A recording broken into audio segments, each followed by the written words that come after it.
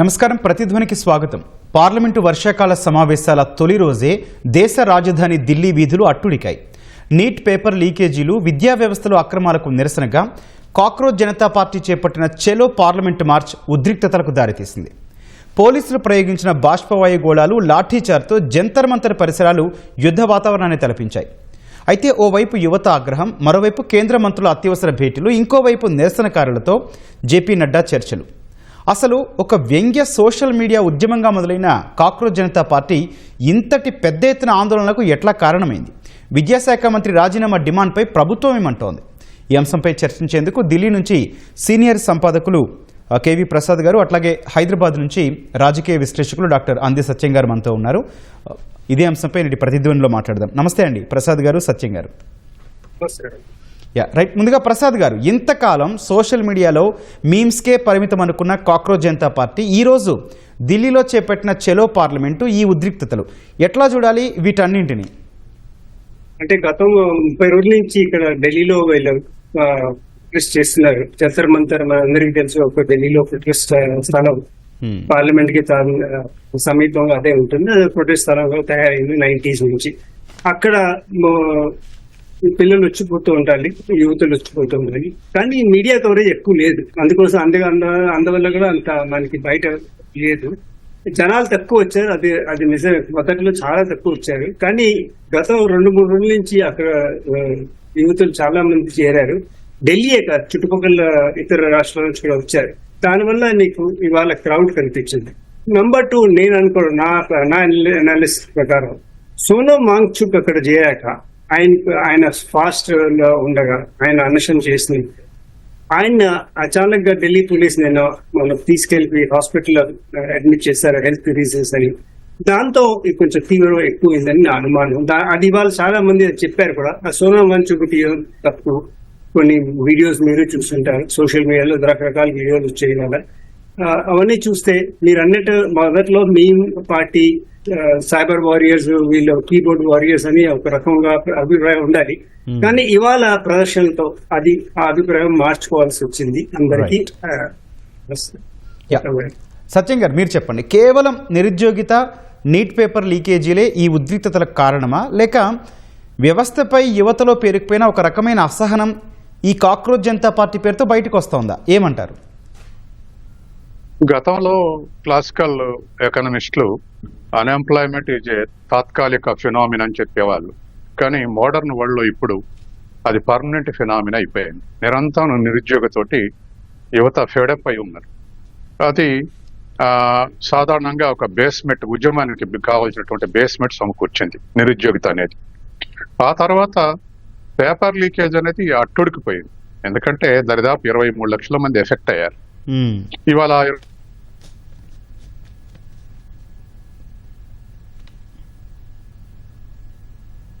Sir వినిపిస్తుందా సత్యం గారు? Right, okay. Prasad గారు, మీరు చెప్పండి. అప్పుడెప్పుడో అన్నా హజారే ఉద్యమం చూసాం, ఆ తర్వాత రైతుల ఉద్యమాలు. అంటే నా అభిప్రాయంలో 3 అజిటేషన్స్ ఉన్నాయి. అన్నా హజారే కూడా నేను చూసాను. ఇక్కడ మా ఇంటి దారిలోనే ఫార్మర్స్ ఆల్మోస్ట్ పైన కూర్చున్నారు. మాకు సార్ ప్రసాద్ గారు, సత్యం గారు ఒక నిమిషం సార్, ప్రసాద్ గారితో మాట్లాడాక మళ్ళీ మీరు మాట్లాడచ్చు. ప్రసాద్ గారితో మాట్లాడాక మళ్ళీ వస్తాం. సత్యం గారు, ప్రసాద్ గారు మీరు చెప్పండి. ఆ తర్వాత రైతుల ఉద్యమాలు, అన్నా హజారే ఉద్యమం, రైతుల ఉద్యమాలు, మళ్ళీ ఆ స్థాయి పరిణామాలు మనం ఇప్పుడు చూసాం. ఎట్లా ఉందండి ఢిల్లీలో ప్రస్తుతం పరిస్థితి? ఇవాళ మాత్రం కొంచెం ఘర్షణ బాగానే తీవ్రంగా ఉంది. ఇప్పుడు సాయంత్రం ఇప్పుడు మీ కార్యక్రమం వచ్చే ముందే అక్కడ దగ్గరలోనే ఒక న్యూస్ ఆర్గనైజేషన్ ఒక ఫ్రెండ్ కి ఫోన్ చేస్తాను. పార్లమెంట్ స్ట్రీట్ లోనే, అంటే నా పాత ఇన్స్టిట్యూషన్ లో పీటీఐ అక్కడే ఉంది. అక్కడ ఫోన్ చేసి కనుక్కున్నాను. ఇంకా ఆ ఏరియా అంతా పోలీస్ బ్యారికేడ్స్ ఉన్నాయి, కానీ జనాలు అలా వస్తూ ఉన్నారు. ఇవాళ రోజంతా యువతులు చాలా మంది చేరారు. కానీ చాలా మటుకు పీస్ఫుల్ అన్నారు. కొన్ని చోట్ల బ్యారికేడ్స్ కూడా తీశారు. కానీ ఇది కొంచెం టువర్డ్స్ ఈవినింగ్ స్టూడెంట్స్ వచ్చిన వాళ్ళు బయట నుంచి వచ్చి, ఢిల్లీ వెదర్ కూడా చాలా హ్యూమిడ్ గా ఉంది ఇవాళ. అవన్నీ కలిసి కొంచెం సాయంత్రంకి మాత్రం కొంచెం కొంచెం వైలెన్స్ లో దిగిందని కొన్ని చోట్ల రిపోర్ట్స్ వచ్చాయి, కానీ ఇంకా నా దగ్గర క్లియర్ గా పరిస్థితి లేదు. ఓకే అండి. బట్ డెఫినెట్లీ పార్లమెంట్ మాత్రం ఇవాళ గేట్స్ వేశారని మనం అందరం చూసాం. అంటే అంత దగ్గరికి వచ్చారు, అంత పట్టింపుతో బయటకు వచ్చారు. ఇప్పుడే ఇంకో సోషల్ మీడియాలో ఒక చిన్న క్లిప్ వచ్చింది. అభిజిత్ దిప్కి ఏమంటున్నారంటే, నేను కావాలంటే బ్యారికేడ్ విరగొట్టి వెళ్ళగలను, కానీ చాలా మందికి ప్రమాదం వస్తుందని చేయట్లేదని చెప్పిన వచ్చింది. సో అది కూడా ఒక పక్షం ఉంది. కానీ వాళ్ళు డిమాన్స్ట్రేషన్ ఏం చేశారంటే, పట్టబుల్ పట్టామంటే ఎంత దూరం వెళ్ళగలమో చెప్పేసి వాళ్ళు చూపించారు. Yeah, true, right. ఓకే, సత్యం గారు ఇందాక చెప్తూ ఉన్నారు నిరుద్యోగిత, అట్లాగే పేపర్ లీకేజీలు, వీటితో పాటు యువతలో పేరుకుపోయిన అసహనమే ఈ కాక్రోచ్ జనతా పార్టీ రూపంలో బయటకు వస్తుంది అనుకోవచ్చా? వాంగ్చుకు నిరాహార దీక్ష కూడా యూత్ను చాలా ఎడ్యుకేట్ చేస్తా ఉంది. రోజు చూస్తున్నారు. తర్వాత ప్రధాన విద్యాశాఖ మంత్రి ధర్మేంద్ర ప్రధాన్ రాజీనామా చేయాలనేటువంటి డిమాండ్ ఎవరికైనా న్యాయం అనిపిస్తుంది. మోడీ క్రెడిబిలిటీ కూడా పెరిగేది. ఇవాళ తమిళనాడులో ఒక ఎమ్మెల్యే అవినీతి పాల్పడ్డని చెప్పేసి టీవీకే విజయ్ పక్కకు పెట్టాడు. ఇక ఖచ్చితంగా తప్పు అనేటువంటి దానికి అకౌంటబిలిటీ లేకుండా ప్రధాని రాజీనామా చేయకుండా అణచివేత ధోరణి కరెక్ట్ కాదు. ఎందుకంటే దీని వెనకాల ఏ పొలిటికల్ పార్టీ లేదు ఇప్పటి వరకు. భవిష్యత్తులో పొలిటికల్ పార్టీలు జరగవచ్చు, బ్యాకింగ్ ఇవ్వచ్చు, ఇవన్నీ జరగవచ్చు. కానీ వాలంటరీగా ఉన్నటువంటి ఉద్యమం ఇది. కాబట్టి దీన్ని గమనించి ప్రభుత్వం దాన్ని కరెక్షన్స్ కు మార్గాలు ఎతకాలి తప్ప. తర్వాత రెండోది కూడా, ఢిల్లీలో 100 మంది వస్తారనుకున్నాం, ఇవాళ 1000 మంది ప్రదర్శనలకు వచ్చారు. దాని వెనక ఎక్కడ కూడా పొలిటికల్ పార్టీస్ లేదు, యాజ్ ఆన్ టుడే. కాబట్టి ఇటువంటి పరిస్థితుల్లో స్టూడెంట్స్ యొక్క, యూత్ యొక్క డిమాండ్ ఏమిటో వాటిని తెలుసుకోవటం అవసరం. కేంద్ర మంత్రి లేదా కేంద్ర ప్రభుత్వం తెలుసుకోవటం అవసరం. రైట్. ఓకే, సత్యం గారు, అట్లాగే ఇదంతా కూడా తాత్కాలికం అనుకోవాలా, లేకపోతే గతంలో అన్నా హజారే ఉద్యమం లాగే ఇది కూడా ఇంకొక రాజకీయ ప్రత్యామ్నాయంగా మారే అవకాశం ఉందా? ఇప్పుడు ఆర్గనైజ్డ్ ఎఫర్ట్ చేస్తే ఏదైనా రాజకీయ పార్టీగా మారొచ్చు. రాజకీయ ఉద్యమమే వాళ్ళ అధికారంలోకి వస్తే ఏవైతే రిఫార్మ్స్ కోరుకుంటున్నారో అవి అమలు చేయడానికి రాజకీయ అధికారం లేకుండా సాధ్యం కాదు. అది మనం చూసాం. అన్నా హజారే ఉద్యమం నుంచి నెమ్మదిగా ఆపు పొలిటికల్ పార్టీకి ఎవాల్వ్ అవుతూ వచ్చింది. కొన్ని సంస్కరణలు, ఢిల్లీలో విద్యా సంస్కరణలు సక్సెస్ఫుల్ గా చేశారు. అట్లాగే ఏదైనా వాళ్ళు అనుకున్నటువంటి ఆశయాలు నెరవేరాలంటే రాజకీయ అధికారం తప్పనిసరి. అయితే అంత ఆర్గనైజ్డ్ ఎఫర్ట్ చేస్తారా లేదా, తర్వాత సస్టైన్ అవుతుందా లేదా, ఇవన్నీ కూడా భవిష్యత్తు తేల్చాల్సినటువంటి అంశం. ఇప్పుడే అది ఎక్స్పెక్టేషన్ చేయలేము. కానీ ప్రభుత్వం కూడా, రాజకీయ పార్టీలు కూడా ఏ పార్టీ కాబట్టి వాళ్ళ యూత్ ఆర్గనైజేషన్ అలర్ట్ చేసుకుంటున్నాయి. అంటే వాళ్ళు వదిలేసి యూత్ జంజీ వెనకాల నడుస్తుంది అన్నటువంటి డౌట్ తోటి యూత్ మీటింగ్స్, విద్యార్థుల మీటింగ్స్ రాజకీయ పార్టీలు ఆర్గనైజ్ చేస్తున్నాయి గత నెల రోజులుగా. తర్వాత మరొక అంశం ఏమిటంటే, రాజకీయ పార్టీలకు భయం కూడా పట్టుకుంది. శ్రీలంకలో ఎప్పటి నుంచి ఉన్నటువంటి తమిళ పార్టీని వదిలేసి కొత్త అభ్యర్థి తెచ్చుకొని అధికారంలోకి వచ్చారు. అదేగా బంగ్లాదేశ్ లో కూడా ఇటువంటి జంజీ ఉద్యమంతో హసీనా బంగ్లాదేశ్ ని ఖాళీ చేయాల్సి వచ్చింది. నేపాల్లో కూడా ఉన్నటువంటి పార్టీలన్నీ, సాంప్రదాయ పార్టీలను వెనక పట్టుబట్టి ఒక యువకుని తీసుకొచ్చారు. కాబట్టి మనం ఇక్కడ తర్వాత న్యూయార్క్ నుంచి వచ్చిన రిపోర్ట్స్ కూడా మనం చూసాం. మధ్యతరగతి పేద వర్గాలు డెమోక్రటిక్ పార్టీ, రిపబ్లికన్ పార్టీకి వ్యతిరేకంగా ఓటు చేశారు. అందుకే మందాంది గెలిచారు న్యూయార్క్ మేయర్ గాని చూసాం. ఇవన్నీ డెవలప్మెంట్స్ చూస్తే మన దేశంలో కూడా రాజకీయ పార్టీలు భయపడుతున్నాయి, అనుమానిస్తున్నాయి. ఏ పార్టీకి వ్యతిరేకంగా ఎవరు వీళ్ళకు ఉద్యమిస్తారో, ఎవరికి నష్టం జరుగుతుంది అనేటువంటి అంచనాల కోసం తాపత్రయపడుతున్నారు. కాబట్టి ఎవరికి వాళ్ళే యూత్ ని అట్రాక్ట్ చేయడానికి, విద్యార్థులను అట్రాక్ట్ చేయడానికి రాజకీయ పార్టీలు కూడా ప్రయత్నం చేస్తున్నాయి. ఇప్పటి వరకు ప్రతిపక్ష రాజకీయ పార్టీలు యూత్, తర్వాత స్టూడెంట్స్ వింగ్స్ ఈ జంజీ ఉద్యమానికి సపోర్ట్ చేస్తున్నాయి పరోక్షంగా, ప్రత్యక్షంగా కార్యాచరణకు రాకుండా. అట్లాగే బీజేపీ కౌంటర్ చేస్తాం, వాళ్ళ యూత్ ఇంత జంజీ మనతోటే ఉన్నారు, మనతోటే ఉండాలని చెప్పేసి తెలంగాణలో కూడా ఒక ప్రముఖ నాయకుడు వాళ్ళ విద్యార్థి యువజన సమ్మేళనానికి అటెండ్ అయ్యాడు. దాంట్లో పిలిపించింది కూడా చూసాం మనం. కాబట్టి ఈ ఉద్యమం ఎడుమలుతుందో, ఎవరికి నష్టం చేస్తుందో అనేటువంటి అనుమానంలో అన్ని రాజకీయ పార్టీలు ఉన్నాయి. అపార్ట్ ఫ్రమ్ దట్ సార్, ఆ రాజకీయాల నుంచి కొంచెం పక్కకు వస్తే ఇప్పటి వరకు జరుగుతున్న ఉద్యమం కావచ్చు, ఈ సిజేపీ మూవ్మెంట్ కావచ్చు, సరైన నాయకుడు ఉన్నాడు అనుకోవాలా, లేకపోతే నాయకులు తయారవుతారా? నాయకులు ఇప్పుడు వెల్ ఆర్గనైజ్డ్ ఆర్గనైజేషన్స్ కు నాయకులు ఉంటారు, కానీ అది పొలిటికల్ అఫిలియేషన్ గా తోటి విద్యార్థులు కానీ లేకపోతే యూత్ కానీ మొబిలైజ్ కావట్లే. పొలిటికల్ పార్టీస్కి అఫిలియేషన్ ఉంటే చాలా లిమిటెడ్ మూమెంట్ ఉంది. కాబట్టి ఇటువంటి ఉద్యమం సస్టైన్ అయితే ఖచ్చితంగా అట్రాక్ట్ అయ్యే అవకాశం ఉంది. ఇవాళ ఢిల్లీలో వేల మంది యువకులు సమీకరించారంటే ఖచ్చితంగా దీని వెనకాల ఉన్నటువంటి నినాదాలు, వాళ్ళు అనుభవిస్తున్నటువంటి వాళ్ళకు పరిష్కారం దొరకట్లేదు. వాళ్ళ నిరుద్యోగ సమస్యకు కానీ, వాళ్ళ అసంతృప్తికి కానీ, వాళ్ళ సోషల్ ఇష్యూస్ కానీ పరిష్కారం దొరకకనే ఇటువంటి వేల మంది యువకులు వాళ్ళ ఢిల్లీలో బయటకు వచ్చారు. ఇది ఎక్స్పెక్ట్ చేయలేదు. నిన్న మొన్న కూడా తీవ్రమైనటువంటి రిస్ట్రిక్షన్స్ పెట్టారు, అనేక సెక్షన్స్ పెట్టారు. పెడితే 100 మంది వస్తారు అనుకున్నాం, కానీ వాటిని ఛేదించుకుని వేల మంది వాళ్ళు మొబిలైజ్ అయ్యారు. ఖచ్చితంగా ఇది సస్టైన్ అవుతుందా లేదన్నది ఫ్యూచర్ చూడాలి, మనం రోజులు గడుస్తుంటే చూడాలి. కానీ అసంతృప్తి అయితే ఉంది విద్యార్థుల యూత్లు అనేటువంటిది మనకు తెలిసిపోతుంది దీంతో. Right sir, okay. ప్రసాద్ గారు, ఈరోజు జరిగిన పరిణామాల అనంతరం కేంద్ర మంత్రి జేపీ నడ్డా సిజేపీ ప్రతినిధులతో అట్లాగే అమిత్ షా విద్యాశాఖ మంత్రితో భేటీ అయ్యారు. దీన్ని బట్టి ఈ ఆందోళనపై ప్రభుత్వం వైఖరి ఏంటని అనుకోవచ్చండి? ఒకటి, ఈ 30 రోజుల తర్వాత మొదటిసారి ఇవాళ ఇంత పార్లమెంట్ బయట, పార్లమెంట్ లోపల కూడా సంస్థ మన ప్రతినిధులు ఈ ఇష్యూ రేస్ చేశారు. తర్వాత ఇవాళ గవర్నమెంట్ మొదట్లో చర్చకు పిలిచిందని వచ్చింది. వాళ్ళ కాక్రోచ్ జనతా పార్టీ నుంచి మెసేజ్ వచ్చింది, ఇలా 2 సార్లు కలిసాం, మా సోనం వాంగ్చుక్ రిలీజ్ చేయాలి, ఇవన్నీ డిమాండ్స్ పెట్టారు. నడ్డా గారు ఆయన చెప్పారు, నేను పైన మాట్లాడి నీకు జవాబు ఇస్తానని. అంత మించి అవ్వలేదు వేరే.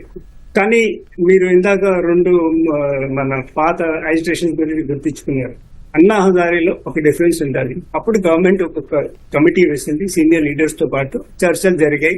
దాంట్లో ప్రశాంత్ భూషణ్, అరవింద్ కేజ్రీవాల్, కిరణ్ బేది వీళ్ళందరూ నుంచి వచ్చారు. అప్పుడు మీకు గుర్తుంటుంది, అవన్నీ అయ్యాక మన కంట్రీలో లోక్పాల్ బిల్లు పాస్ అయింది. తర్వాత రైతుల దాంట్లో కూడా గవర్నమెంట్ చర్చలు వెళ్ళింది. 7-8 రౌండ్స్ చర్చలు జరిగాయి విజ్ఞాన్ భవన్ లో, అప్పుడు అగ్రికల్చర్ మినిస్టర్ తో. కానీ ఏ పరిశ్రమ దానికి డిస్కషన్ రాలేదు. ఇప్పుడు చర్చ మొదలెట్టారు. కానీ ఇది డిమాండ్ నెంబర్ 1 ఏంటి? మరి ధర్మేంద్ర ప్రధాన్ ఆయన ఎడ్యుకేషన్ మినిస్టర్ ని ఆయన రాజీనామా చేయాలని కదా. నంబర్ 2 డిమాండ్ సోనం వాంగ్చుక్ ని అక్కడి నుంచి హాస్పిటల్ నుంచి బయటకు వచ్చి ఆయన బయట తీసుకురావాలి. 3వ డిమాండ్ చర్చ జరగాలి, ఎడ్యుకేషన్ రిఫార్మ్స్ ఉండాలండి. మీరు ఇందాక సత్యంగా అన్నట్టు దీన్ని ఏ పొలిటికల్ పార్టీ ఈ ప్రస్తుతానికి ఇవాళ జరిగిన పార్లమెంట్ బయట దాంతో కంఫర్టబుల్ గా ఉండరు. ఎందుకంటే ఇది ఒక వ్యవస్థ గురించి, పూర్తి వ్యవస్థ మీదే వీళ్ళు ఇప్పుడు అడుగుతున్నారు క్వశ్చన్స్. అది ఏ పొలిటికల్ పార్టీ దానికి సమాధానం ఉంది అని చెప్పడానికి అందరూ రేస్ చేస్తున్నారు ఇష్యూస్. సో ఇది ప్రతి పొలిటికల్ పార్టీ చాలా కేర్ఫుల్ గా వాచ్ చేస్తున్నది. ఇది పొలిటికల్ మూవ్మెంట్ లేదు ప్రస్తుతానికి. ఎందుకంటే ఇవాళ ఢిల్లీలో ఒక లీడర్ లేరు, అందరూ లీడర్స్ ఇవాళ. సో లీడర్లెస్ ఏరియాని మీరు కంట్రోల్ చేయడం కష్టం బియాండ్ ద పాయింట్. ఎందుకంటే ఎవరి వైపు వాళ్ళు ఆగుతున్నారు. ఓవరాల్ డిమాండ్ అందరిది ఏంటి? ఈ ఎడ్యుకేషన్ సిస్టమ్ లో, ఈ వ్యవస్థలో మనం ఇంప్రూవ్మెంట్స్ తీసుకురావాలి, దాన్ని ఇంప్రూవ్ చేయాలి. ఈ ప్రతి మాట నీట్, వేరే వేరే కాంపిటేటివ్ ఎగ్జామ్స్ లీకేజెస్ ఇవన్నీ మంచిది కాదు. పిల్లల భవిష్యత్తు పాడవుతున్నారని. సో దీని గురించి ఒక డిస్కషన్ జరిగి ఒక అష్యూరెన్స్ కావాలని వాళ్ళు డిమాండ్ పెట్టారు. కొన్ని ఒప్పుకోవచ్చు, కొన్ని ఒప్పుకోవచ్చు. కానీ అది ఎంత అంటే ఒక స్ట్రాటజీ ఉంటుంది గవర్నమెంట్ లో, ప్రతి గవర్నమెంట్ లో ఉంటుంది. ఈ గవర్నమెంటే కాదు, నెగోసియేషన్స్ లో టైర్ చేస్తారు. అంటే సో గౌతమ్ గారు ఇవన్నీ టాక్టిక్స్ లో ఉన్నాయి. ప్రస్తుతానికి వెయిట్ అండ్ వాచ్. ఇది ఎలా భవిష్యత్తు తయారవుతుందో ఇవాళ ఎక్కువ అనుమానం చేయాలి. ఇక్కడ ఇంకో డౌట్ కనిపిస్తోంది. సోనం వాంగ్చుక్ దీక్ష చేసింది ధర్మేంద్ర ప్రధాన్ రాజీనామా చేయాలని. అభిజిత్ దీప్కే సిజేపీ ఫౌండర్, తను కూడా ఆ దీక్షలో కూర్చున్నాడు. ఆ కంటిన్యూటీ అట్లాగే చేశారు. కానీ అప్పుడు స్పందించని ప్రభుత్వం, కనీసం రిప్లై కూడా ఇవ్వని ప్రభుత్వం ఈరోజు చర్చలకు ఆహ్వానించిందనే స్టేట్మెంట్ని ప్రజలు ఎట్లా చూస్తారు? అసలు ఎట్లా చూడాల్సిన అవసరం ఉందండి? అంటే ఇప్పుడు ఇవాళ గట్టిగా అంటే గవర్నమెంట్ లొంగిందా అని అడుగుతారు. అది కదా, అది ఇప్పుడు గవర్నమెంట్ అది కూడా ఉంటాయి. కానీ ఇందాక ఖచ్చితంగా చెప్పినట్టు ఒకవేళ రాజీనామా ముందే చేస్తుంటే మీ క్రెడిబిలిటీ ఉంటుంది. కానీ ఈ ప్రభుత్వంలో మీరు ఒక మొదటి నుంచి చూడండి, ఈ అండర్ ప్రెషర్ ఈ గవర్నమెంట్ లో ఏది డిసిషన్ తీసుకోలేదు. న్యాచురల్ సిస్టమ్ లో మళ్ళీ ఎప్పుడైనా రేపు ఏదైనా క్యాబినెట్ రీషఫల్ అయినా ఏదైనా అలాంటప్పుడు డిపార్ట్మెంట్స్ చేంజ్ అయ్యాయి, గతంలో కూడా అలా అయ్యాయి. కానీ ప్రస్తుతానికి ఇవాళ జరిగింది సంఘర్షణ బయట పార్లమెంట్ గేట్ దగ్గరికి వచ్చారు. అది చాలా ఒక ఇండికేషన్. మీకు గుర్తుంటుంది, ఇది ఇలాంటి సీన్ లాస్ట్ టైం ఢిల్లీలో 2012 మన నిర్భయ కేసులో అయింది. అప్పుడు 3 రోజులు ఇండియా గేట్ లో జనాలు వచ్చారు. పార్లమెంట్ గేట్ రాష్ట్రపతి భవన్ వరకు వెళ్ళిపోయారు అప్పుడు కూడా పిల్లలు. అప్పుడు కూడా పోలీస్ ఉంది, కానీ ఇలా ఇంత డెమోన్స్ట్రేషన్ ఇంత వైలెంట్ గా ఆపలేదు. ఇవాళ అఫ్ కోర్స్ ఢిల్లీలో ఎప్పుడు సెక్షన్ ఇదివరకు ఉండేది సెక్షన్ 144, దాన్ని ఇప్పుడు మార్చారు 163 అనుకుంటా భారతీయ న్యాయ సంహితలో. అది ఎప్పుడు ఢిల్లీలో ఉంటుంది. పార్లమెంట్ సెషన్ ఉన్నప్పుడు more than 5 people illegal assembly. అది నేను ఎన్నాళ్ళు 30 ఏళ్ళు అదే స్ట్రీట్ లో పనిచేస్తుంది. అది ఎప్పుడు ఉంటుంది. అది పెద్ద గొప్ప కాదు, దాన్ని ఎంత అమలు చేస్తారో అది. అంత ఉన్నా కూడా ఇవాళ కొన్ని వేల మంది ఎలా వచ్చారు, అది ఇబ్బంది అసలు. అంటే అక్కడ అది మనం చూసుకోవాలి, ఆ సంగతి రీసెర్చ్ చేయాలి.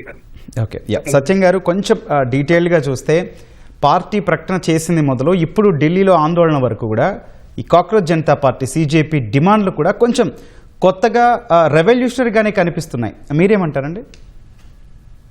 ఖచ్చితంగా ఇప్పుడు పొలిటికల్ పార్టీస్ పెట్టేటువంటి రొటీన్ డిమాండ్స్ కాకుండా వాళ్ళు మిగతా ధరల పెంచాలని ఇంకోటి కాకుండా విద్యారంగంలో సంస్కరణలు రావాలని చెప్పేసి ఒక ప్రధానమైనటువంటి డిమాండ్ ముందుకు తీసుకొస్తున్నారు.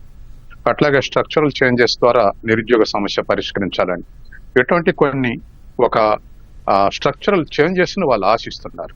దానికి తగ్గట్టుగా ప్రభుత్వం రియాక్ట్ కాకపోతే ప్రభుత్వం ఎంతసేపటికి దాన్ని మిస్గైడ్ చేద్దాం లేకపోతే దాన్ని డైవర్ట్ చేద్దాం అనేటువంటి ఆలోచిస్తే రాంగ్ రిజల్ట్ వస్తుంది.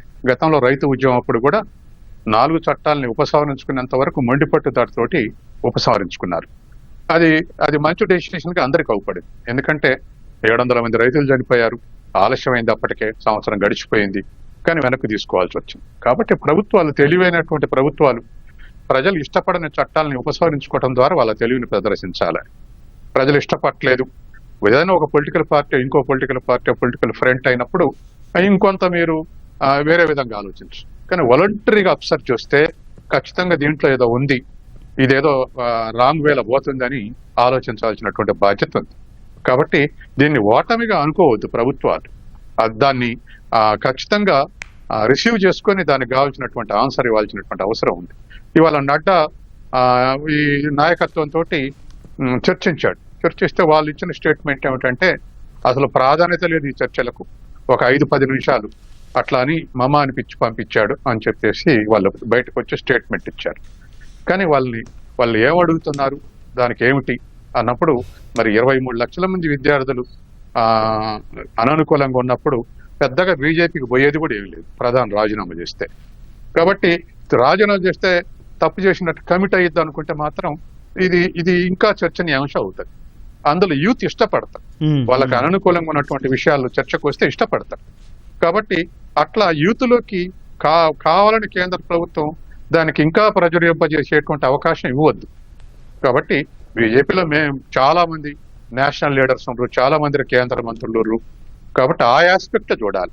ఎస్, మేము మళ్ళీ రీ ఎగ్జామ్ పెడుతున్నాం అని అంటే అదొక సొల్యూషనే కదా, గొప్ప సొల్యూషన్.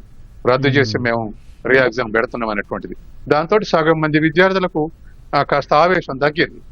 కానీ అప్పుడు వస్తుంది అనుకున్న వాళ్ళు ఇప్పుడు నష్టపోతే వాళ్ళ ఆవేశం అట్లే ఉంటుంది, వాళ్ళ అసంతృప్తి అట్లే ఉంటుంది. కాబట్టి దానికి సొల్యూషన్ ఏమిటంటే రాజీనామా చేయటం. వాళ్ళు ఏమడుగుతారో దాన్ని వాళ్ళు అనుకున్న పద్ధతుల్లో కాకపోయినా ఏదో ఒక కన్సెషన్ ఇవ్వాల్సినటువంటి అవసరం ఉంది.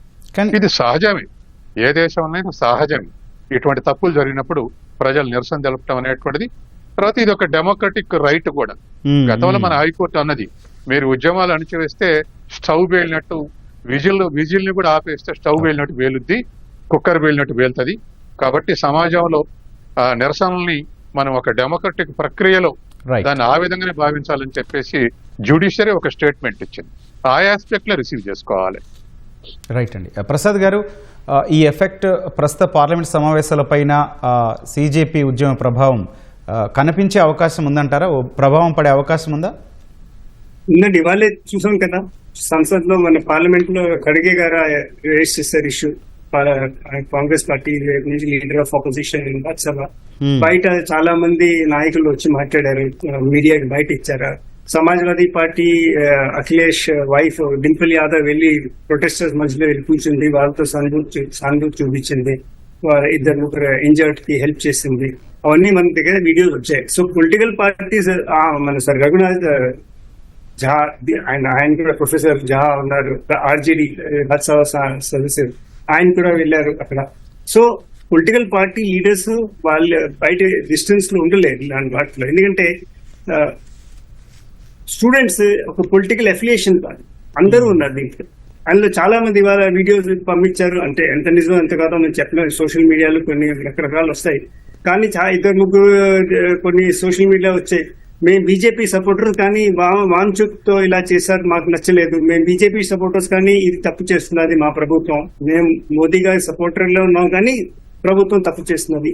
వాళ్ళల్లోనే ఉంటుంది ఈ ఆలోచన ఉంటుంది. ఎందుకంటే పిల్లలతో పాటు యూత్లతో పాటు తప్పు అవుతాయి, దాన్ని కరెక్షన్ కూడా మనమే చేయాలి. ఇంట్లో కూడా మన పెద్దలు పరేషాన్ ఉంటే వాళ్ళు దిద్దుకుంటారు. అలాగే ప్రభుత్వం మంది బాలే ఉండంటే మన ప్రభుత్వంలో మేము మాట్లాడకపోతే ఎవరు మాట్లాడతారు? మాకు సమస్య ఉంది.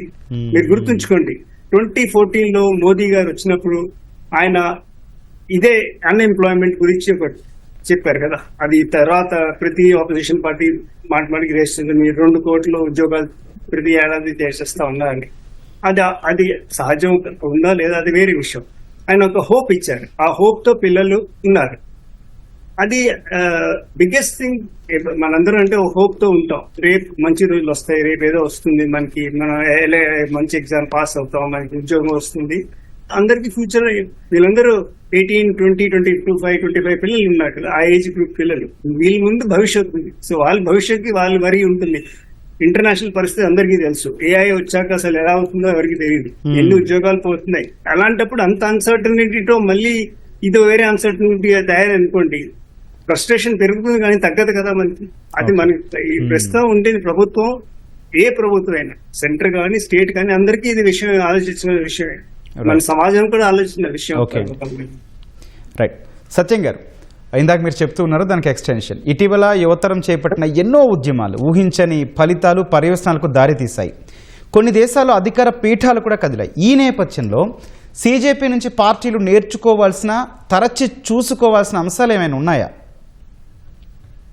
వాళ్ళు ప్రతిపక్షాలైతే ప్రజలు కానీ యూత్ కానీ వాళ్ళ జీవిత సమస్య ఏమిటి అనేటువంటిది అధ్యయనం చేయాల్సినటువంటి అవసరం ఉంది. మెజారిటీ అపోజిషన్ పార్టీలు ఏం చేస్తున్నాయంటే వాళ్ళ డిమాండ్స్ ని ప్రజల మీద రుద్దుతున్నాయి, వాళ్ళ డిమాండ్స్ కు అనుకూలంగా యూత్ ని మొబిలైజ్ చేయాలని చూస్తున్నాయి.